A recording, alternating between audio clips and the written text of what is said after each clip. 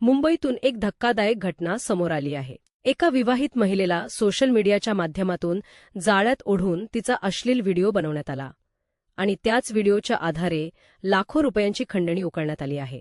मिळालेल्या माहितीनुसार आरोपीने फेसबुकवरून त्या महिलेला फ्रेंड रिक्वेस्ट पाठवली। हळूहळू चॅटिंग सुरू झाली आणि दोघांमध्ये ओळख वाढत गेली।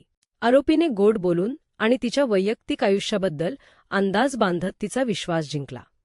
त्यानंतर त्याने महिलेला कॉफी शॉपमध्ये भेटायला बोलावले। यानंतर आरोपीने त्या महिलेला फिरायला मार्वे बीच येथे बोलावले। तिथेच त्याने तिच्या नकळत अश्लील व्हिडिओ तयार केला। व्हिडिओ तयार झाल्यानंतर आरोपीने महिलेला ब्लॅकमेल करायला सुरुवात केली। व्हिडिओ व्हायरल करण्याची धमकी देत त्याने पैशांची मागणी केली। भीतीमुळे त्या महिलेनं आरोपीला पैसे देण्यास सुरुवात केली। या ब्लॅकमेलिंगमधून आरोपीने तिच्याकडून तब्बल 33 लाख रुपये उकळल्याची माहिती समोर आली आहे।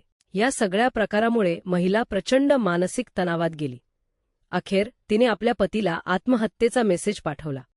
पतीने घरी येऊन संपूर्ण घटना ऐकून घेतली आणि तात्काळ मालवणी पोलीस स्टेशन येथे तक्रार दाखल केली। तक्रार मिळताच पोलिसांनी तपास सुरू करून आरोपी अमर महागावकर याला अटक केली।